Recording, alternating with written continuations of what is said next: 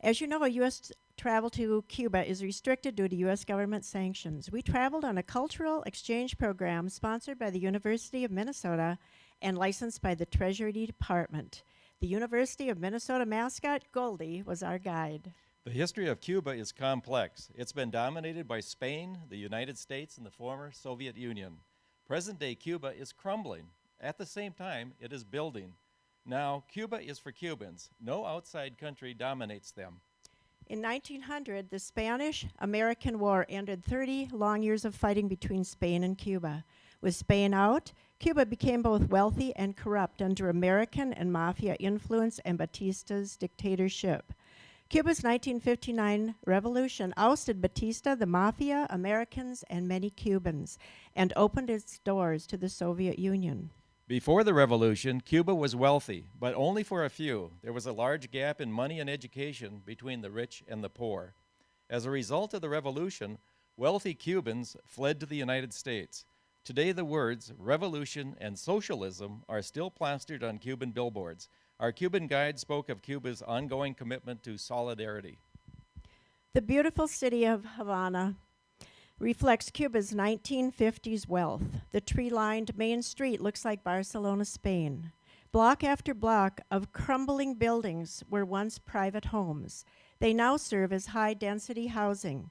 Many generations of families live together in small rooms throughout each floor.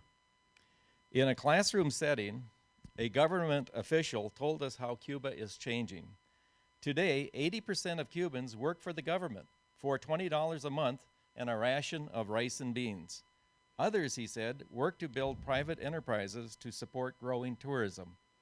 New privately owned businesses include small restaurants that are called paladores. And there are also shops selling produce, t-shirts, and handcrafted items. By buying and restoring old mansions, individuals are now creating privately owned bed and breakfast inns. International hotel chains are not part of their new tourism plan. Walking the streets in Havana is like being in a 1950s movie. Beautifully maintained American cars are everywhere. Due to U.S. sanctions, few new cars have entered Cuba for 53 years. The old cars are a Cuban national treasure.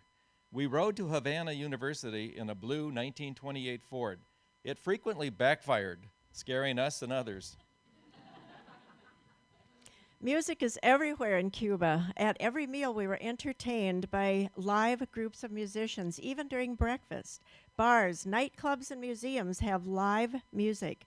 The music arts are well celebrated. Genres ranged from Cuban Latin to a cappella choral to classical flute. We were treated to a spectacular show at the Tropicana featuring elaborate costumes and Cuban music in an outdoor nightclub setting. Each table was given a full liter of rum and all the Cuban cigars we could smoke. Ballet and live theater were also featured on our tour. Our meals were artistically presented. It amazed us at the many ways a steady diet of fish, chicken, cabbage, rice, and beans could be prepared. Havana Club, the rum of Cuba, was served at every meal. Daiquiris, mojitos, rum, and cola. The beer of Cuba is Bucanero, and they are very proud of both their rum and beer. 1954 Nobel Prize winner Ernest Hemingway is respected and a tourist attraction. Koyamar Village of the Old Man and the Sea is near Hemingway's home, where he lived with Mary Welsh of Bemidji. Hemingway's favorite daiquiri bar in Old Havana is the El Floridita. A bronze statue of him leans at the bar. Art, like music, is celebrated everywhere throughout Havana, Cienfuegos, and Trinidad. Fidel Castro and Che Guevara did not play golf, so after the revolution, they turned the richest private golf course into a spectacular art university with free tuition to all qualifying students. All education, including university and postgraduate studies, is tuition-free. Art and ballet schools are also tuition-free. Elementary, middle, and high school students wear uniforms. As a result of Cuba's focus on education, the average number of grades completed is 11.6. Cuba graduates many doctors. Medical school is also free, as is medical care to all. We visited a center for expectant mothers, and we were told Cuba's infant mortality rate is the 4th lowest in the world. We also visited a senior care center run by Catholic nuns. Life expectancy in Cuba is 77 years.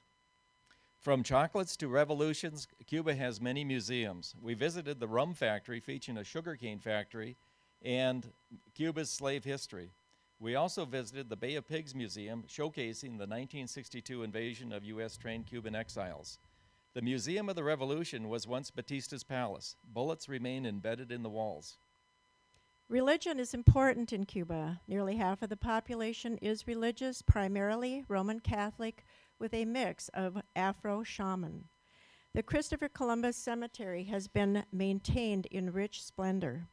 Ownership of cemetery plots is the only pre-revolution contract not broken by Castro.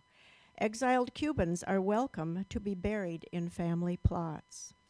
The Cuban people seem happy, well-dressed, and educated. They were fun and friendly upon learning we were from the USA. Bev and I were invited into a mansion undergoing a renovation to become a privately owned B&B. We were asked to make a reservation for 2014. We felt safe and welcome wherever we walked.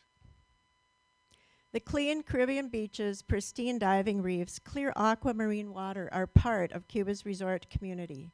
Because of the 53 continuous years of U.S. sanctions, Americans have been unable to legally vacation in Cuba.